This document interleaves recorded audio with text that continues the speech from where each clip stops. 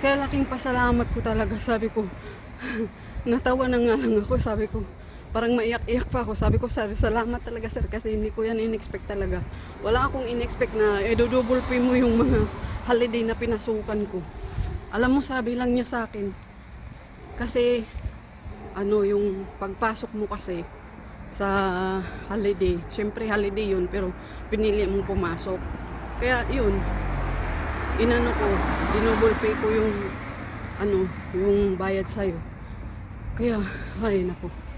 Sabi ko nga, wag nating i-count yung mga problema.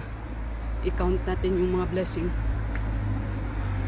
Ay, grabe talaga amo ko sila pero makasanaol na lang ako. Sabi ko, sana lahat ng amo ko kagaya sa kanila. Pero lahat ng amo kong British talaga, mataas talaga yan magpasahod sila. Pero hindi kagaya dito sa amo kong British Dutch na galante talaga.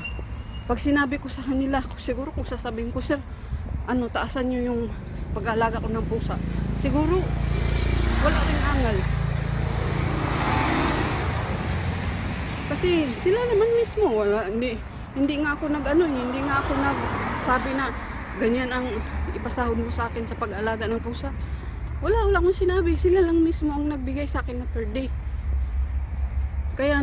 Kasi nahiya man ako magpresyo kasi magkano lang naman yung pag-alaga ng pusa na isa't kalahati, mataas na yan eh.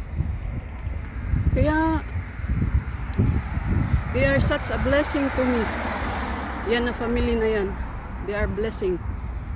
Lahat naman na amo ko blessing, pero sila yung more and more blessing sa akin. Kasi every time talaga nagugulat ako sa tapos yung pagbakasyon pa nila sa Pinas,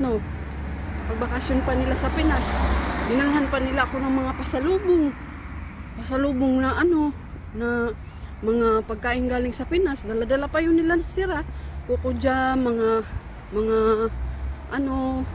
kakanin galing sa Pinas. Sabi kasi nung bata na alaga ko, malaki na kasi. Ang nag-alaga daw kasi sa kanya Pinay. Ang nagpalaki sa kanya ay Pinay. Kaya sabi niya, mahilig daw ang mga Pinay sa mga kakanin. Kaya yun, sinabi sa ama na mahilig yung mga Pinay sa mga kakanin, mga sa Pilipinas, pagkain. Kaya yun, bit-bit pa nila. Ang bigat pa naman ng Coco Jam. Ilan yung binili nila. Ay naku. Kaya sabi ko nga, Lord, salamat sa aking butihing boss galing from the Philippines. Ito yung nila sa akin, pasalubong galing Pinas. Yan, I miss Coco Jam.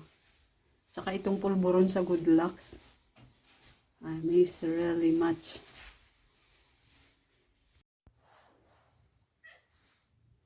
Ito yung isa, guys, oh.